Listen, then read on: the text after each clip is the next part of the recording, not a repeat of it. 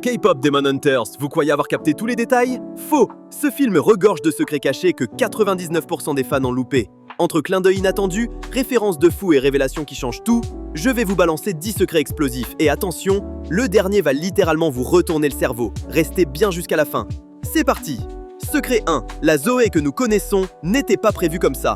La dernière fois, on avait découvert plusieurs concept art de Zoé où seule sa coupe de cheveux variait. Mais ici, c'est une autre histoire. Ces dessins montrent une Zoé totalement différente de celle qu'on connaît dans le film. Dans ses premiers brouillons, Zoé n'a absolument aucun trait commun avec la version finale. Ni son visage, ni son style, ni même son aura générale ne rappellent la Zoé que l'on a vue briller dans K-pop Demon Hunters. Le seul détail qui a survécu de cette version préliminaire, son amour pour les nouilles. Déjà présent dans ses premières esquisses et conservé comme un petit clin d'œil dans le film. Ce genre de transformation est courant dans les films d'animation. Un personnage peut être radicalement repensé en cours de développement pour mieux coller à l'histoire, à l'équipe ou à l'équilibre du groupe. Mais dans le cas de Zoé, la différence est si extrême qu'on pourrait croire qu'il s'agissait d'un autre personnage complètement abandonné plutôt que d'une première version de la rappeuse rebelle de Huntrix. Et honnêtement, quand on regarde ces concept art, on réalise à quel point la Zoé définitive est devenue iconique. Secret 2. L'écriture de Baby Saja vient d'une vraie enfant. Dans une version initiale de K-pop Demon Hunters, Baby Saja avait une petite manie, glibouiller partout comme un vrai bambin, avec un énorme feutre, sur les murs ou les panneaux. Ce détail n'a finalement pas été gardé dans le montage final, mais une trace est restée et elle cache une anecdote géniale. En réalité, l'équipe d'animation a utilisé l'écriture de la fille du designer Wendell Dalit pour représenter les graffitis de Baby Saja. À l'époque, la petite apprenait tout juste à écrire, et son style maladroit correspondait parfaitement à ce qu'un démon enfant comme Baby Saja aurait pu griffonner. Même si la scène a été coupée, son écriture existe toujours, dans un décor du film apparaissant lors de l'émission télévisée. C'est lui qui a écrit Huntrix sur le panneau « Bienvenue » et il a bel et bien écrit comme un bébé. On peut donc dire que c'était sa toute première mission officielle dans le monde du cinéma d'animation, même si elle n'a jamais été créditée. En clair, la petite fille a laissé sa signature dans l'univers de K-pop Demon Hunters à travers Baby Saja, une anecdote à la fois mignonne et inattendue. Secret 3. Saja Boys, un nom à double et triple sans se cacher. Le nom Saja Boys n'a pas été choisi au hasard. Il cache un jeu de mots à plusieurs niveaux qui ne peut être pleinement compris qu'en connaissant différentes langues. En coréen, le mot Saja possède deux significations. Lion, une image de force et de majesté, mais aussi messager des enfers, une référence directe à leur vraie nature démoniaque.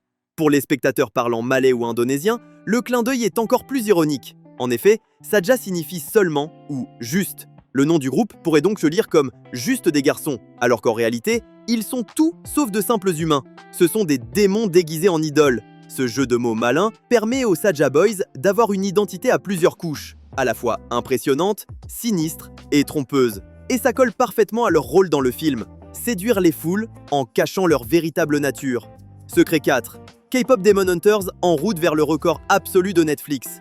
Il y a quelques jours, je vous parlais déjà de l'exploit du film. K-pop Demon Hunters avait réussi à grimper à la 2e place des films les plus vus de toute l'histoire de Netflix, avec plus de 180 millions de vues. Une performance déjà incroyable. Mais depuis, les choses ont encore bougé. Aujourd'hui, il ne reste plus qu'environ 20 millions de vues à rattraper pour dépasser Red Notice. Et c'est 230 millions de visionnages. Autrement dit, ce n'est plus qu'une question de temps avant que K-pop Demon Hunters ne devienne le film numéro 1 de toute la plateforme. Un succès planétaire qui confirme une chose. Ce long métrage n'est pas seulement un phénomène d'animation. C'est un véritable raz-de-marée culturel, capable de rivaliser avec les plus grosses productions hollywoodiennes.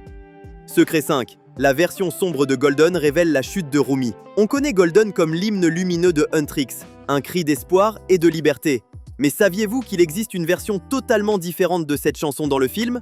Au moment où le côté démoniaque de Rumi est dévoilé et que ses amis se détournent d'elle après avoir découvert ses mensonges et son lien avec Jinu, Golden réapparaît, mais sous une forme sombre et instrumentale. Cette reprise dépouillée transforme une chanson d'unité et de puissance en un thème de solitude et de trahison. Là où Golden est normalement éclatant, émergique et porteur d'espoir, sa version instrumentale devient lourde, inquiétante, presque funèbre. C'est un procédé classique des films musicaux, reprendre un même thème en le déformant pour refléter l'état intérieur des personnages. Ici, c'est comme si la chanson elle-même se mettait à accuser Rumi, rappelant que son rêve d'être une idole dorée s'effondre sous le poids de ses secrets. En un instant, la musique traduit ce que les mots n'osent pas dire. Rumi a perdu la confiance de son groupe, et son éclat est terni par les ténèbres. Secret 6. Guima, le méchant qu'on n'a jamais eu.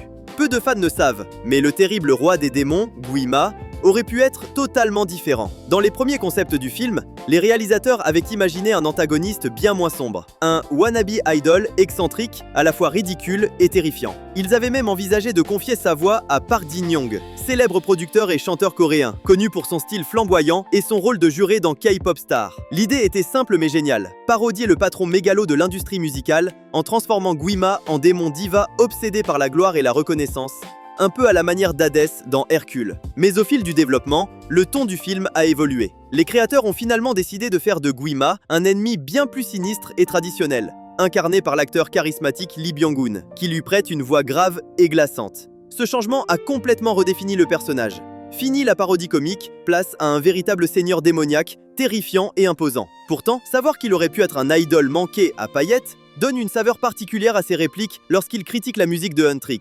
Comme si, quelque part, une trace de l'autodérision initiale planait encore dans le personnage. Secret 7. Les costumes de Golden, un symbole de renaissance. Les créateurs de K-Pop Demon Hunters ont glissé un détail visuel puissant dans les tenues de scène des héroïnes.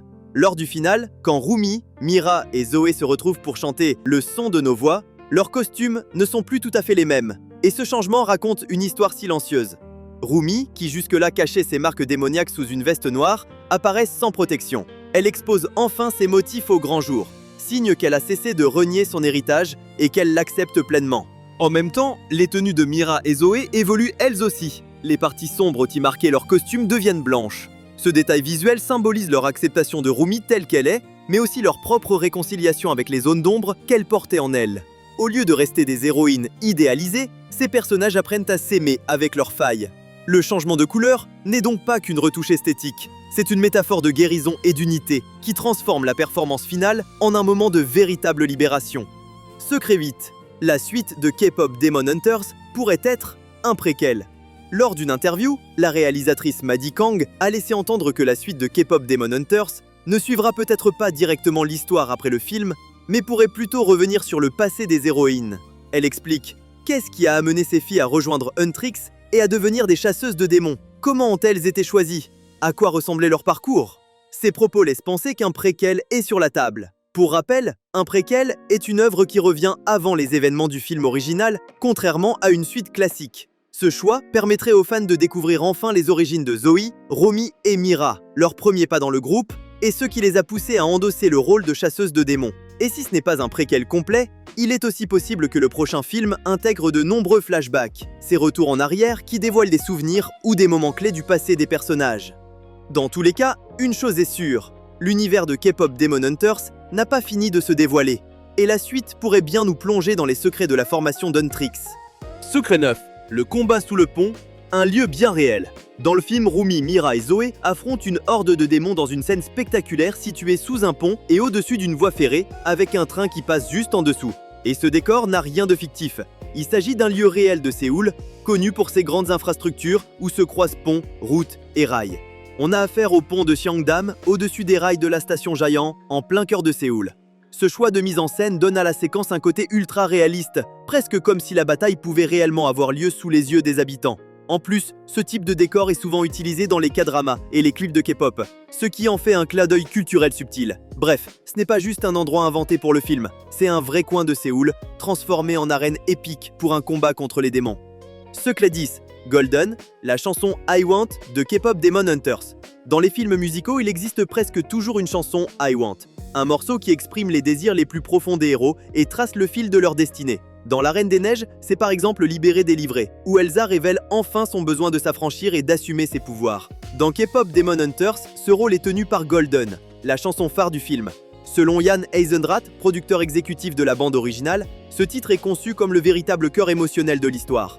À travers Golden, on découvre le but intime de chacune des héroïnes, leurs rêves, leurs peurs et ce qui les pousse à se battre. Mais c'est surtout Rumi qui s'y dévoile le plus. Demi-démon, elle porte le poids d'un héritage qu'elle aimerait effacer. Cette chanson traduit son désir brûlant de rompre avec ses chaînes, de cesser d'être définie par son sang ou ses cicatrices, et d'exister simplement comme ce que le public voit en elle, une idole humaine, lumineuse et normale. Ainsi, Golden n'est pas qu'un tube entraînant, c'est le cri du cœur de Rumi, et la clé qui révèle que derrière les chorégraphies et les paillettes, le film est avant tout l'histoire de jeunes filles en quête de liberté et d'identité.